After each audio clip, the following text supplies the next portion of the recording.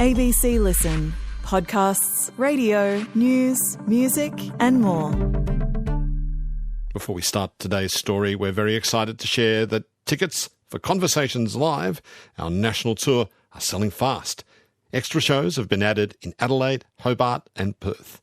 We've got a wonderful show planned for you with special guests, memorable moments and a few surprises along the way. Sarah and I would love to see you.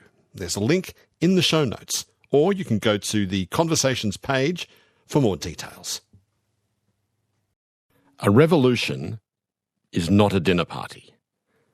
A revolution is an act of insurrection, an act of violence by which one class overthrows another.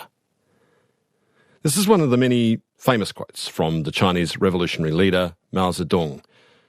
The thing was that Mao didn't want just the one revolution. Mao often said he believed in keeping society in a state of constant, ongoing revolution, of continuing crisis. All of this in the world's largest nation. And so, in the year 1966, Mao Zedong went to war against his own government. He wrote an incendiary message that was put up on posters all across China with the slogan, "Bombard the headquarters." This was the opening salvo of the Cultural Revolution, a decade of utter insanity and murderous violence. Children were urged to denounce their parents, teachers were beaten to death in front of howling mobs, the economy was ruined, and so much of the precious cultural heritage of a great and ancient society just went up in smoke. The Cultural Revolution of the 60s and 70s in China was so weird and terrifying that China's rulers have tried to bury its memory. But you can't really understand what's going on in China today without knowing what happened in those crazy years and how it affected President Xi Jinping, who had a front row seat to the terror. Linda Javen, I'm pleased to say, is back on Conversations today. Linda knows and loves China. She lived there for many years in Beijing, Taiwan and Hong Kong. Linda's the author of many books on China, and she's translated Chinese films, including the wonderful Farewell, My Concubine, which dealt with the Cultural Revolution. Linda's brand new book on the Cultural Revolution is a classic, and it's called Bombard the Headquarters. Welcome back, Linda. Delighted to be here, Richard. You made your first trip to mainland China way back in 1979. I think you were in Hong Kong at the time. What do you remember of that trip in the post-Cultural Revolution world? It was absolutely extraordinary. At the time, you had to go over in a group. And because I spoke Chinese, I kind of escaped the group pretty quickly. I was wandering around. I went by a park called Yuexiu in the city. And I thought, I'm just going to wander in the park and just have a look and see what ordinary people are doing. And this young guy who's my age came up to me and said, "Do you speak Chinese?" I said, "Yes." And he said, "Oh, may I walk with you?" I said, "Yes." And I was so excited, because this is a real person. But it got even better because I said, "So what do you do?" And he said, "I am a teacher of Marxism, Leninism, Mao Zedong thought in high schools." And I was like, oh my God, bingo. I thought, this is great. It was quite interesting. So we were walking in the park and I'm asking him questions and he's asking me questions about Hong Kong and about things like that. So we go up this hill and there was a park bench and we sat down on the park bench and he immediately lunged at me, tried to stick the tongue in. Wow. And said, marry me and get me out of here. How did that align with Mao Zedong thought, I wonder? I don't think it aligned much. And it didn't align with me either. I shoved him off. So you kept going to make visits to the mainland and eventually you lived in Beijing for some time. Did people want to talk with you about the Cultural Revolution in private, in conversation? Oh, yes, quite a lot. The feeling I got when I first went to China was that there was no one who was not unmarked by it one way or the other. I met people whose sons or daughters had committed suicide because of the various pressures that were on them. I knew very, very well an elderly couple. He was a playwright, she was an opera actress, and she had been so badly treated that she was half paralyzed. And when Deng Xiaoping, over the course of the 1980s, began launching various political campaigns against spiritual pollution or bourgeois liberalization, when that would happen, she would have nightmares that the Red Guards were coming to get her and fall out of bed. Mao's communists established the People's Republic of China in 1949 after a very long civil war. This was after decades of corruption, foreign invasion, exploitation, opium wars, civil war. How fast did Mao Zedong want to modernise his country after the Revolution of 49? Warp speed. He was a man in a hurry. He had been a member of the party since it was founded in 1921. He had worked with peasants in the countryside and helped them rebel against landholders. He had been in the anti-Japanese war. He had been on the Long March. He had been in the Civil War. By the time 1949 came along, he had been working towards this revolution for 28 years, and he wanted to see things transformed. Materially, the nation was poor. It needed clinics. It needed schools. It had crime. It had drug addiction. It had a lot of problems. He wanted to solve all of those problems. So he wanted to make a material change in China and get it productive and economically sound. But he also wanted to change people's minds in the most fundamental sense. So he wanted to make people into new socialist citizens, and that involved a series of movements where people had to examine their thought, be criticized, criticize themselves. And how would they do that, Linda? Because this is really the key, isn't it, really? This idea that you're making a new kind of human being here. Yes. So beginning from the early 1950s, there were these campaigns, and a writer who I really like, her name is Yang Jiang. She wrote a little novel about people being confronted, even, they're friendly to the revolution. They're like happy this has happened. They're happy to stay there and work for it. And now they're forced to undergo these sessions led by party cadres in which every little bit of their bourgeois tendencies or their thinking that's not completely in a line with communism is challenged, where they're made to read these tracts that Mao has written and so on. It was this whole process, and it could be quite brutal when people resisted or they didn't seem to quite get it.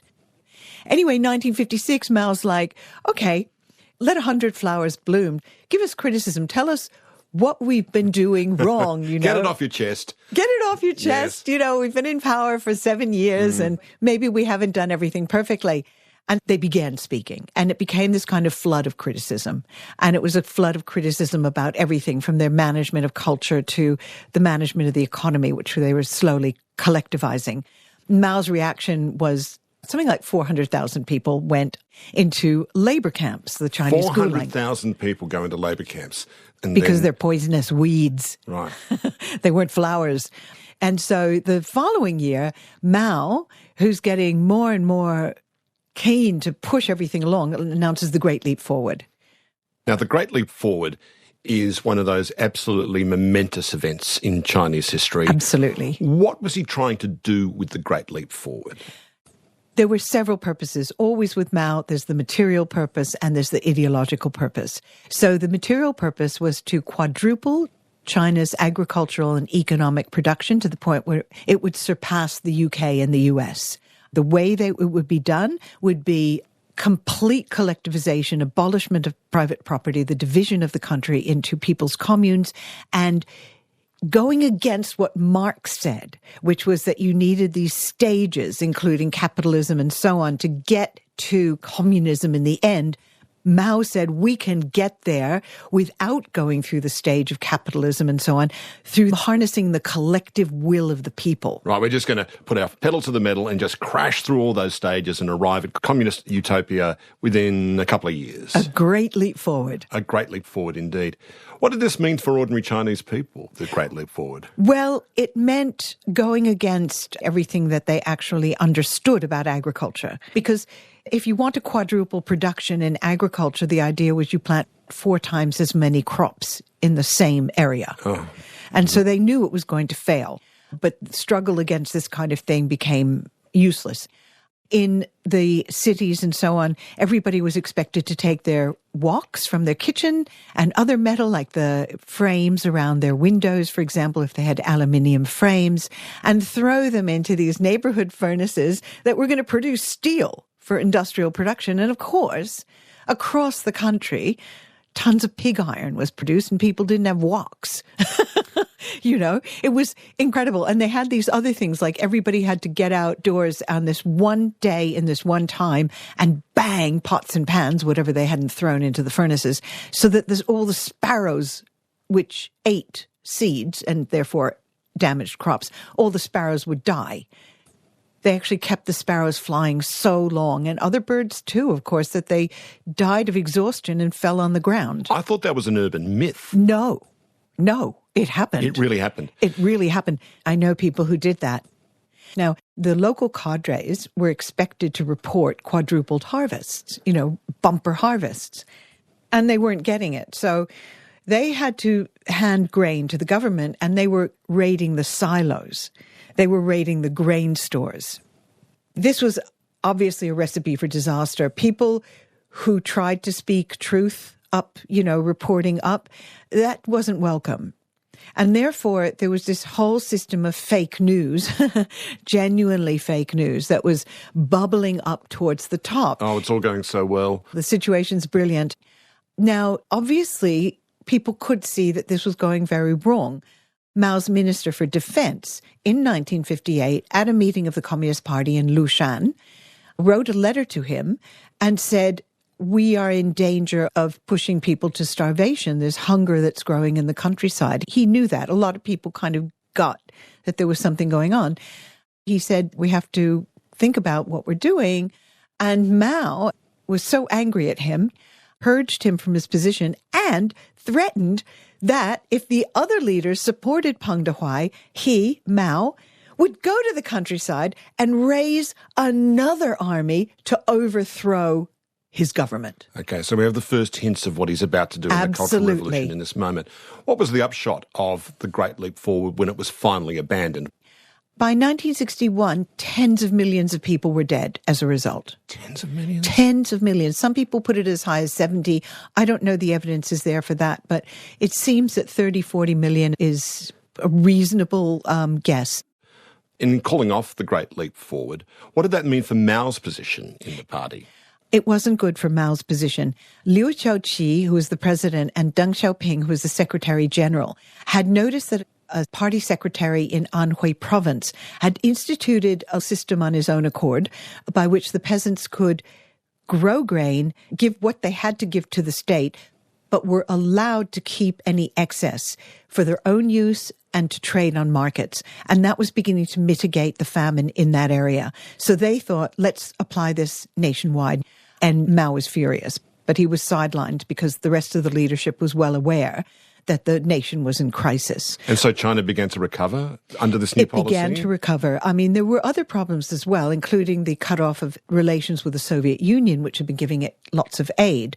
And if you imagine a lot of the industry came from Soviet help and technology, if a screw breaks, and that screw can only be made in the Soviet Union, right? So everything was falling apart. The country was in crisis. So in order to recover from the Great Leap Forward, Mao had to be, sidelined or kicked upstairs, or what was it? There was no more upstairs to be kicked. So I think he was pushed aside, but that was never stated. He was still delivering talks to the leadership, encouraging class struggle every year, every month, every day, which is a funny thing because if you're going to overthrow the exploiting classes, supposedly you've done that. That's the point of revolution. You are the status quo power now. And talking about revolution at the time, it eventually starts to sound like you're going to go to war with your own people, I think. Yeah, it does. So Mao was coming to this conclusion that you had to clean the swamp, attack the deep state and make revolution great again. Because a lot of cultural people, a lot of writers, for example, were writing things because the people were suffering. The people were really suffering. You can't imagine a society that would lose that many people and be so hungry that they were stripping the barks off of trees to eat. And so writers were doing something that they'd been doing since ancient times, and that is writing historical parables and stories that were really talking about the current day. And Mao got it. He knew that he was being criticized. So how did Mao then push his way back into the centre from the sidelines? Well, he now had Lin Biao in place as defense minister, and Lin Biao was an absolute, he thought, loyalist. He was more like a kind of a worshipful acolyte of Mao, He wasn't was. He was the inventor, editor, whatever, of the Little Red Book. Lin Biao was one part of it, beginning to purge people in the army establishment that he felt were insufficiently loyal. Mao was attacking a group of people in Beijing. There was a Beijing kind of clique, as he saw it, of hostile party and literary people. And Shanghai, where his wife, Jiang Qing, his fourth wife, came from, she was a real radical, and she had some radical friends there. And she quickly connected with the radicals there. So the Shanghai leadership was super radical and aligned with Mao. So Mao went on the attack, and now it was a kind of a war. It was out in the open. There were those who were loyal, there were those who not. The first people to think about committing suicide were beginning to jump off buildings and so on, because they felt you'd be so distressed if you'd spent your whole life working towards revolution and suddenly you're being accused of being a traitor. You're being accused of being somebody who's anti-Mao. And you also believe that he's on a really wrong path. He pushes forward. His radical group eventually becomes the group that is running the party. So we get to May 1966. This is the moment when the Cultural Revolution catches fire. What happened on that day? So May 16th, the party approves of a document that launches the Cultural Revolution. And the young people start forming themselves into Red Guards, right? This wasn't something that Mao had ordered. It was something they did spontaneously. So the Red Guards came up spontaneously. Spontaneously. And how did they start? They started in an elite high school where all of the parents were communists, were top leaders' kids, and they thought Mao was under attack. They took very seriously this call to cultural revolution. But there's been some efforts by Deng Xiaoping, by Liu Shaoqi and others to kind of calm. They could see the situation was possibly growing out of control, and they did some things to calm it down, especially on the campuses where the kids were beginning to go a little bit wild. Right, but Mao wasn't having any of that. Well, Mao first went for a swim in the Yangtze to show that he was still vigorous at the age of 72, and that accomplishment was wildly blown up in the official press. He came back to Beijing.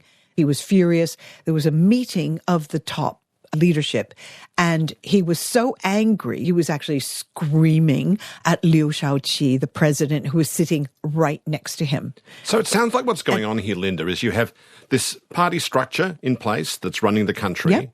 Mao's been sidelined. So then he goes sort of below again and does what he's always done, which is to kind of foment revolutionary dissatisfaction amongst the masses, amongst the party cadres, and he's going to make revolution again from below, but against his own government at this point, against the own state that he's helped establish. Well, he feels that by this point, there's a group within the party that are trying to form their own headquarters. Hence, on August 5th, on the fifth day of these very tense meetings, he takes a piece of newspaper and scribbles in the margins, "Bombard the headquarters."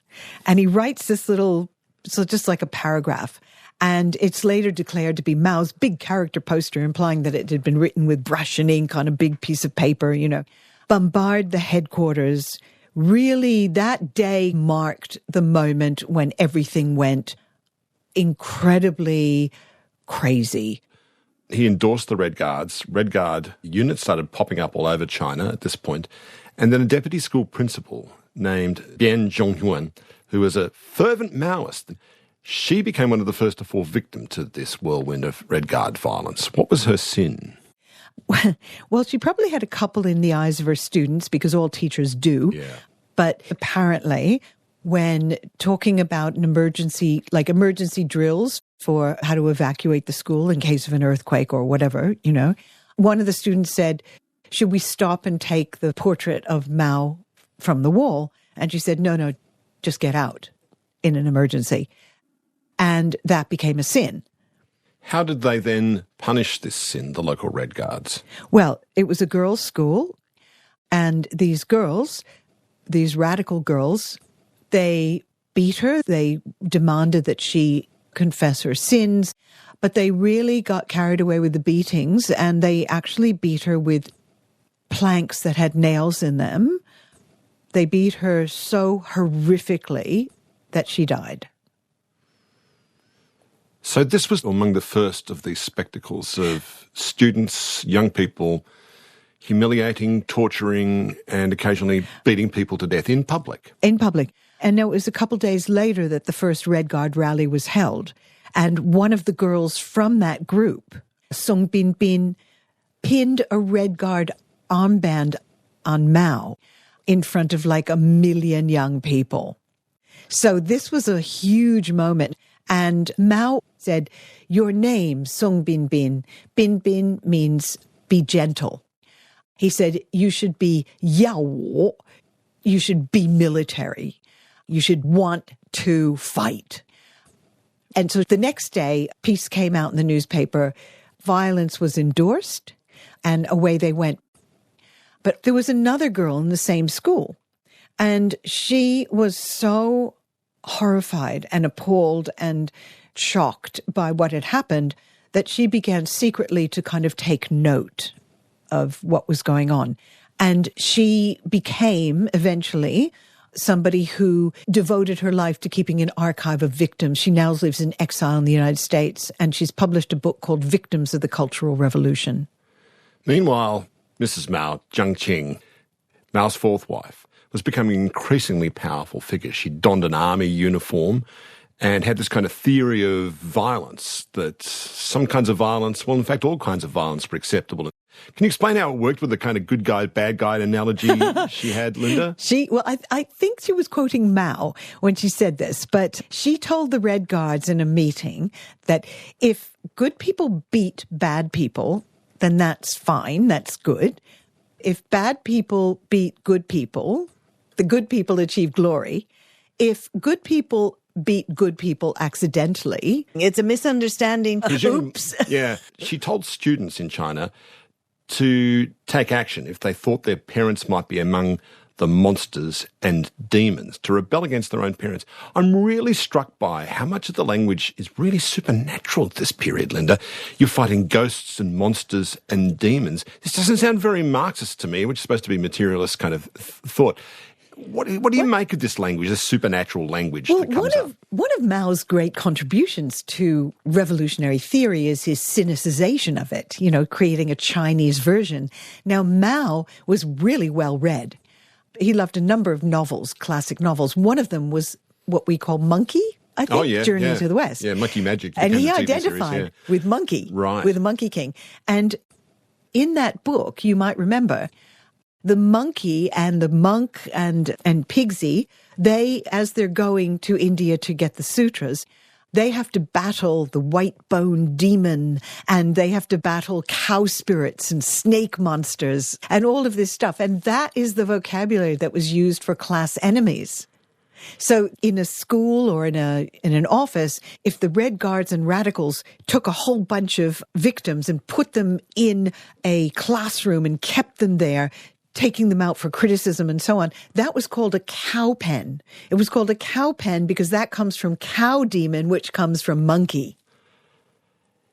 If you've got children who are being encouraged to report on their parents, does that mean you had this bizarre situation where people had to watch how they behaved or what they said in front of their own children in China at the time? Yes, absolutely. I mean, there were people who were terrified to speak in front of their own children. Some of them were isolated from them into the cow pens and so on. And Chiang Kai-ge, the director, his father was a famous director. And when his father was being criticized in front of this mob, Chiang Kai-ge stepped up on stage, gave his father a shove. and said, down with Chen Huaikai. This is the director of Farewell, My Concubine. And there's this powerful scene at the end of that movie dealing with this kind of exactly this awful process of denunciation. So is that a product of his guilt? Yes. A lot of people who made art afterwards of any kind were dealing with the fact that there were very few innocents. There were victims, for sure, but there were a lot of people who had some complicity. And it was a horrible thing to live with, to know what you had done. It's just an example of how people tried to deal with what they had done. For an older generation who'd survived Japanese occupation, civil war, mass starvation of the Great Leap Forward, to fear your own children and to have your own children call for your blood, after all that, that's a very special kind of hell to live through, isn't it? It's a really special hell. And some people, there's some really interesting examples of people who it just ruined them afterwards. If their parents had died, they could never forgive themselves. You mentioned there the suicide of a leading official. How widespread was suicide becoming at this time? Suicide was pretty widespread because people were put in this position of having to confess to things that they knew weren't wrong. And the whole world seemed like it had gone to hell. In August that year, Linda, the Defence Minister, Lin Biao, you mentioned before, this man who was Mao's worshipful acolyte, the Defence Minister, called for the Red Guards to smash the 4 olds, he said, old ideas, culture, customs and habits. What kind of fresh mayhem did that unleash across China? Oh, that actually resulted in such destruction of material heritage that it's incalculable. When you go to China today, if you visit a famous temple, you're probably not looking at the statue that was there for perhaps 1,000 years. Many things were totally destroyed. They don't put signs up to tell you what has been reconstructed. Maybe the temple has been reconstructed. And who is doing the destroying here? So the Red Guards and other radicals in August, they were told to do link-ups with the rest of the country and were given free train travel. And the Cultural Revolution spread out through the countryside. So people would get together and they would ransack people's homes and take any kind of, Ming Dynasty furniture if they had that. They would take scrolls, they would take books, they would take anything that you had that could be called old culture. And this was seen to be the culture that had polluted China and made it a vassal or something like that. Yeah, it was kind of the thing that was holding China back from becoming a new socialist culture, a new socialist country. And they would also smash up temples. They wanted to burn down what they called the Palace of Blood and Tears, what we know as the Forbidden City. How were they stopped from burning down the Forbidden City? It was a very hard call. Zhou Enlai, the premier, would put brakes on from time to time, from place to place. He helped a few people survive. He let a whole lot of other people be murdered. He let a whole lot of places be wrecked. But the Forbidden City, he told them, you cannot do this. And he stationed troops inside the Forbidden City who were there for many years. China had this really powerful, tough army at this point, the People's Liberation Army that had fought very successfully in the Korean War. Where were they in all of this? I mean, you've got Red Guards, these kind of armed militias, really effectively, gangs of thugs running across the country. Where's the army in all of this? So in the beginning, when they were fighting with weapons, they were improvised weapons. So using a bicycle tire and a brick for a catapult, for example. But the army was staying out of it. The army was not involved in the factional issues at all. The army was loyal to Chairman Mao, but it was not involved. But in the beginning of 1967, there was increased factionalism. The Red Guards were splitting and the workers were getting involved and everybody was having arguments over who was the true revolutionary and who was the most loyal to Mao and all that kind of thing. They were brawling. And the army was ordered in to support the most radical faction. Once they entered the fray, then so did military-grade weapons.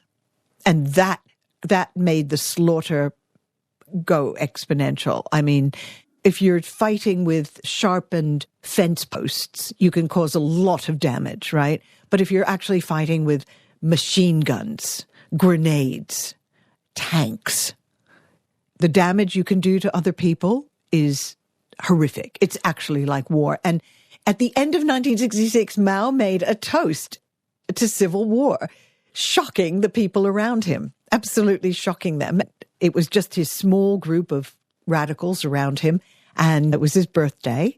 And he said, to civil war. And they all kind of went, to civil war. Did he get his civil war? He certainly did, because China was me against you. And this was part of Mao's idea of class warfare. So even if your grandfather, who had been a minor landholder and had since, like the rest of your family, been tilling the land like any other peasant, you were a landlord class, you were a class enemy. And in the countryside, people were making kill lists.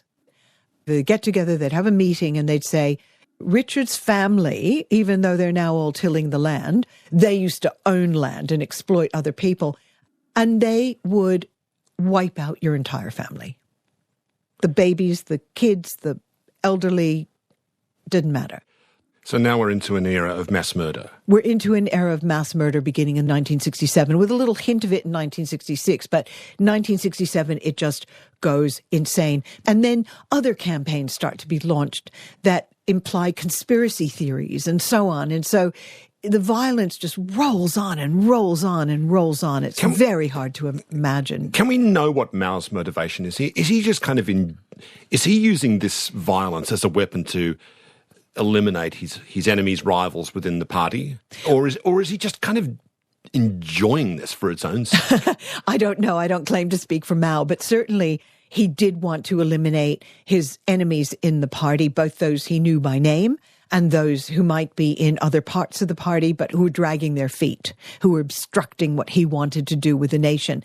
He was fine with the violence for most of the time. Every so often he would make a little statement about, maybe the violence has gone a little bit over the top.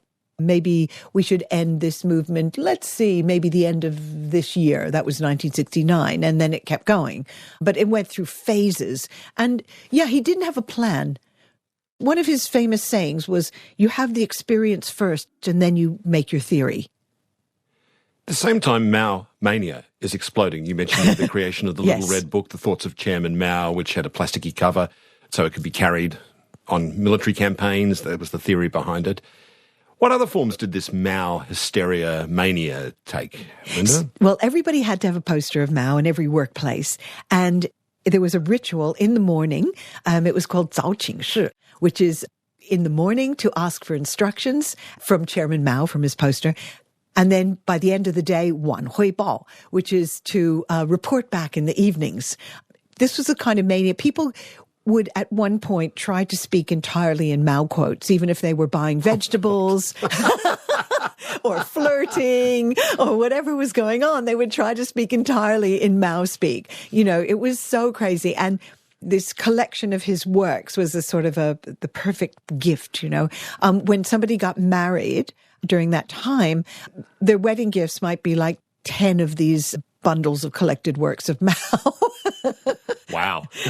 Not quite as useful as cutlery, but... You even write that there was one point, there was a great big push to change traffic lights in China because red, a stop just wasn't right, because red should be go, shouldn't it? Yes. So this was like, it was really insane. So on the one hand, they were renaming streets, Liberation Avenue and all this kind of thing. And they did it to the point where you couldn't even ask for directions properly because there were so many Liberation streets. But when the Red Guard said red should be go, green should be stop, Zhou Enlai went, traffic accidents, I don't think so, and had to convince them to let that idea go. Under those circumstances, you don't want to be that guy who's got to put your hand up and say, look, we really can't do this because of traffic accidents, do you? That's actually a very dangerous thing to be doing, isn't it? Yeah, and he came under attack from the radical faction and from Red Guards who saw him as somebody who was putting up his hand and stopping them. He came under constant attack. At one point, big banners went up, Bombard Zhou Enlai. How did he survive? He survived because Mao needed him. He was the valve on the pressure cooker. He was what made things possible. He just calmed it down a little bit when it threatened to be even crazier. Right, so he was the guy that could keep things stable enough so they could get out of hand, if you like. That's right. And he also was very concerned, and Mao understood this too. He didn't want the whole government to collapse. If the Red Guards had their way and there was revolution in every government department and so on, everything would stop working. Nothing would work. The trains wouldn't run. And the country would be run by teenagers. Yeah. And that would actually, I'm not even joking here. Yeah. No, it's absolutely true. That's pretty much how it would go. And so Zhou wanted to keep the state running. Mao appreciated what he did. Eventually, we're getting to like 1970 here. Things are running way out of control, way beyond Mao's control even. I mean, he might say, perhaps things should calm down by the end of the year, but he really got past the point where he could actually make that happen. Perhaps 500,000 people have been killed. And then there's a new campaign, cleansing the class ranks, where you have cannibal banquets. This seems like the darkest point. It is a really, really, really dark point. When you had people fighting each other, factions and so on. And this was in the Southwest, where it really got very, very dark. And people, it's not like hugely widespread, but there was enough reports of it, that sometimes they would take the people they had killed, the class enemies, and eat their hearts. Yeah, it's almost unimaginable. How does the Cultural Revolution start to wind down eventually, Linda? Is there a dead end to it, or is it just sort of run out of steam? There's a couple of things that happen. One is his closest comrade in arms, Lin Biao, is revealed to have plotted to assassinate Mao, tries to flee to the Soviet Union, crashes over Mongolia. Bye-bye, Lin Biao. Lin Biao was very important in this kind of radical push. So that sort of caused a lot of people to stop believing or question their belief, because they were like, well, Mao always trusted Lin Biao. Now Lin Biao was trying to kill Mao. What is really going on here? So a lot of people mentally began to pull back. Meanwhile, the Red Guards had all been sent to the countryside along with urban youth in general to learn from the peasants and get out of Mao's hair, just stop creating chaos. So things were beginning to wind down with the Lin Biao thing. Nixon visits in 1972. That was really shocking, and it was a huge change in pace because China had been very closed and America was the great Satan. Now it was dealing with America, and this was the path to normalization. So this was big. In the end, it was Zhou's death, then Mao's death. Zhou's death prompted a popular uprising of support for Zhou and anti-Jiang Qing and her associates, by now known as the Gang of Four. People were so angry. And then when Mao died, very quickly, his wife and their associates were planning a coup. There was a counter coup. Bang. The end. They were put on trial? They were put on trial in 1981. And she called the judge a fascist and said that she was Mao's dog, and whoever he told her to bite, she would bite. She never lacked spirit, Jiang Qing, did she? She never lacked spirit to the very, very end when she hanged herself 10 years later in her prison hospital. She had cancer, and she said something like, "My teacher, I am coming to see you now," to Mao. So in this cratered, bombed-out landscape that was China post-Cultural Revolution, people were rehabilitated, including Deng Xiaoping, who went on to become the most senior leader in the party. Life was somewhat normalised, the economy picked up, but the Red Guards, Linda, those elements who'd created so much mayhem, were they ever held to account? Were they arrested like the way Jiang Qing and the Gang of Four were arrested? Most of them were not. They just kind of blended back into society and worked or studied alongside people they had tormented. Things were opening up, but then they were closing up again because the party didn't know how much you could safely open up and still keep people on the socialist track. So the youth were getting restive again. Rock and roll was coming in. All this kind of thing happened in the 80s. And the party didn't like a lot of it. So it kept trying to clamp down. Then we had, of course, a growth in corruption along with the economic reforms, which benefited people with connections. And don't forget, a lot of the leading Red Guards were people with connections. They often came from Red families, right? That was one of the categories. And so you have all this stuff bubbling along at very complex society. And then in 1989, anti-corruption protests spiraled into pro-democracy protests, were put down by tanks. The Berlin Wall fell a couple months later. Soviet Union collapsed 2 years later, and the party went, right, we have to get a hold of this and really get a hold of it. So what had happened here was Maoism had collapsed, really, hadn't it, as an ideology? Okay, this is complicated. Maoism is a broad church in a sense, you know, because he'd written all of this stuff. What does it mean to live in a Maoist society? Probably what you saw in the Cultural Revolution. But Mao has never lost his status. The party acknowledged that he had made mistakes. The party acknowledged in 1981 that the Cultural Revolution had been a catastrophe. But they said that Mao had made mistakes and led the Cultural Revolution because he'd been bamboozled by counter-revolutionaries, whoever they were supposed to be. And they could be whoever you wanted them to be. Oh, yeah, it's a good word. But nonetheless, that's Mao. But Maoism, this whole idea we're going to collectivise all the agriculture, there's going to be no capitalism whatsoever, there's going to be constant upheaval, that's dead. Oh, it's gone into a coma.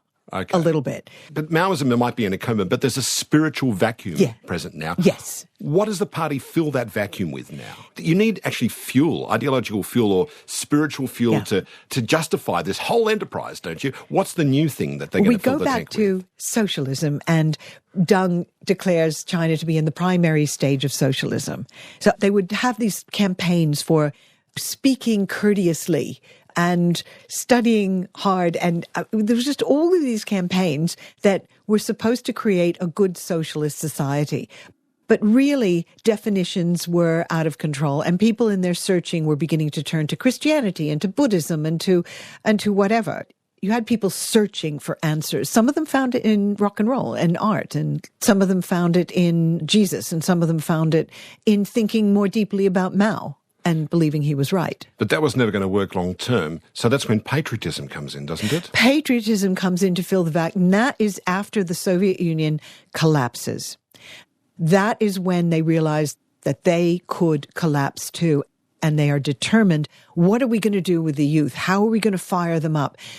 You give them an enemy. That's always the way to fire people up. That happened in the Cultural Revolution. It happened afterwards. The enemy is the exploitative imperialist West and Japan that humiliated China for 100 years. 100 years that only the Communist Party could liberate China out of that terrible state. Those crimes from the Western imperialist powers are monstrous. They are, in fact, actually. Truly like some of the most wicked things that ever happened absolutely. In the previous century and in the century before that. But man, the Great Leap Forward, the Cultural Revolution, they dwarf those heinous crimes, don't they? So therefore, it's very, very important to control history. And Xi Jinping calls it campaigning against historical nihilism. What does that mean? It means that you don't tell the story in any way that deviates from the official version. And the official version goes terrible, like Opium War. I mean, this is all really bad stuff. Opium War, semi-colonization of Chinese ports, control of resources, invasion. All that absolutely 100% true and 100% bad, right? All of this stuff. On and on and on. And then we get to revolution, we get to liberation, and then exactly. No, well, let us not speak of the recent unpleasantness, that kind of thing. Yeah, and the party is great, glorious, and correct. Among some of the youth that was sent down into the countryside, one of the families very much afflicted by the Cultural Revolution was the family of Xi Jinping, President Xi Jinping. How afflicted was his family by the Cultural Revolution? Oh, well, his father, who was an associate of Mao's, was one of the direct targets. And so his family was very badly treated. The Red Guards ransacked his home. His half-sister committed suicide. He was sent to the countryside to do manual labor, digging ditches for a while, I think. So his response to all of this is, as much as Mao loved chaos, Xi loves control. That's the lesson he's taken from the Cultural Revolution. That I would say would be the main lesson that he has taken. You cannot let things out of control. Mao would activate the masses. He told the youth to rebel is justified. Xi Jinping tells the youth to study hard, get a job, and raise a family. You know, they're very different messages. And actually that's symbolized in a textbook thing, where Mao, everybody who studied in China from 1960, read a passage in their literature class from the ancient historian Sima Qian that talked about this famous rebel. It was this great rebel. Xi has had that passage removed and supplanted by a passage from the same text, ancient text, praising a Han Dynasty general famous for obeying orders. So China has now turned into this massive surveillance state. And presumably that's so the party can look at the first sign of any spot fire breaking out so this never happens again. Yes. I mean, obviously they still use Maoist methods, and he has taken a few pages out of Mao's book. Mao's method of mass dictatorship, which is dictatorship of the masses by the masses. You monitor your neighbor, your community, you police it, and sometimes you punish it. The difference is in the post-Mao age, the punishment is not by the mob, it's by the courts. Just finally, Linda, weirdly, there's some nostalgia for the Cultural Revolution in China today? Yes, absolutely. And part of it is, I'm not even going to talk about the kind of fond memories of toiling in the countryside. The more interesting thing is young people who don't know and have no direct experience of it, what they're experiencing is either overwork or unemployment. A lot of them are just burning out on the job, or they're not able to get jobs. They see massive inequalities in society, inequalities in wealth, in privilege, in access. They see a health system that is really accessible to people with money. They see a lot of problems in society. They look at the Cultural Revolution and what they know of it, which is a limited big. They see it as egalitarian. They see it as a time when youth were respected and led. Some young people in China are Neo-Maoists. Some are Neo-Marxists. They believe the working class in China is oppressed. They believe there's exploitation. They believe that there's so many social ills that didn't exist in the Maoist period, and they want to go back. This is all completely fascinating. It's amazing speaking with you, Linda, as always. Thank you so much. Thank you, Richard. Linda's new book is called Bombard, the Headquarters, China's Cultural Revolution.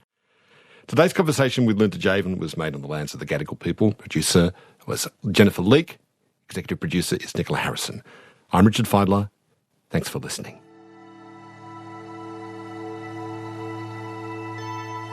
You've been listening to a podcast of Conversations with Richard Feidler. For more Conversations interviews, please go to the website abc.net.au/conversations.